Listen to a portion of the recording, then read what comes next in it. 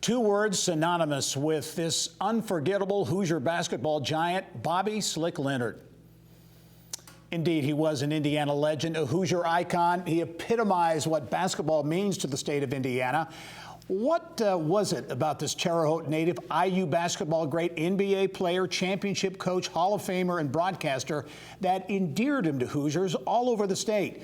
We remember Bobby "Slick" Leonard, who passed away this week at the age of 88. As we go inside Indiana sports with Bill Benner. Bill, you had many interactions with Slick over the years as a sports writer, Pacer Sports and Entertainment, numerous venues.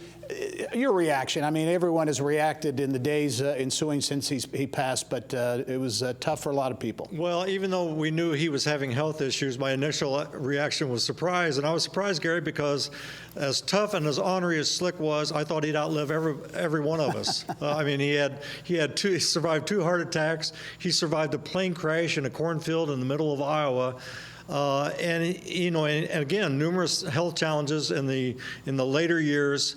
But once I got past the shock and sadness of hearing that Slick had passed, I've been delighted to hear all the great remembrances and thoughts about this genuine Indiana Hoosier legend. And I don't use those words casually. He embodies Indiana basketball, high school, college, pro. Yeah, and it truly is a Hoosier story. You know, growing up from extremely humble means in Terre Haute, Indiana University, on to the NBA, the ABA coaching, NBA as well, a coaching career, broadcasting career that spanned decades. It was an amazing life. Well, it certainly was. And you mentioned growing up in Terre Haute, he had a very, very tough life. But one of the things about that toughness was he played against guys bigger, stronger with him on the youth courts, and they pounded the crap out of him, and yep. it made him even tougher. He went to the free throw line to hit 2 free throws to win IU a national championship. Missed the first one, so that set up the second one. He always said, "Well, I felt something running down my leg, and it wasn't sweat."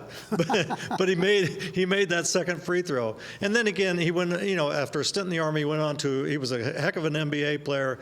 And then certainly his time with the Pacers, leading them to 3 ABA titles, making the Pacers the model franchise of the ABA, paved the way into the being added into the NBA, and certainly that enabled Indianapolis to become the professional and amateur sports town that it's become since. Yeah, I know you and others have made the argument, I tend to agree with it, that without Slick Leonard and what he accomplished, Indianapolis may not be what it is today in terms of downtown development, a sports capital, a professional sports city. Well, the success of the ABA Pacers at the Fairgrounds Coliseum certainly was paved the way for the construction of Market Square Arena, the beginning of downtown development.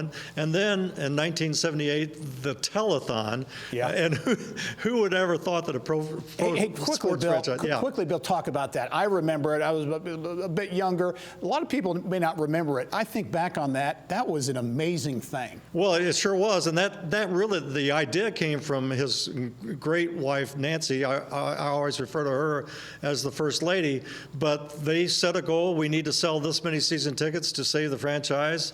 And indeed, that's what occurred over the telethon over the 4th of July weekend.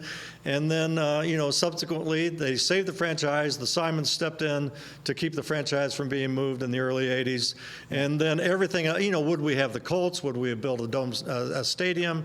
All the things that ensued, really, the telethon may have been the catalyst for that. Hey, Bill, we're out of time. We're about 30 seconds, but you have so many memories of Slick. Is there one that stands out? Yeah, down in San Antonio, my first year as the beat writer for the Pacers, the Hang 'em High series at San Antonio. The very first game, the timer froze on the clock and gave them a chance to win the game in regulation.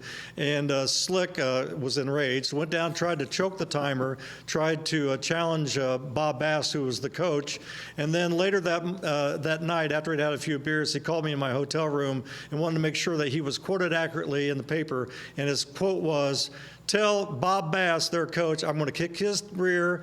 I'm going to kick their timer's rear, and I'm going to kick their fans' rear if anything like this ever happens again. You got that, Billy? I said, I got it, Slick. Outstanding. Hey, real quick, I know you brought an ABA ball with an autograph, and that's reflective of the kind of guy Slick was, too, right? Slick said always, if anybody ever took the time and honored me by asking for my autograph, I want to make sure that it's legible. And so he's had beautiful handwriting, but always took the time to sign a legible autograph. And he passed that along to Larry Bird, and Larry Bird does the same, a very legible, memorable autograph. That's outstanding. Bill, great perspective, great memories. Appreciate you taking the time to talk about a great Hoosier. Thanks for joining us. We'll talk to you soon. I'm honored to. Thank you, Gary. All right.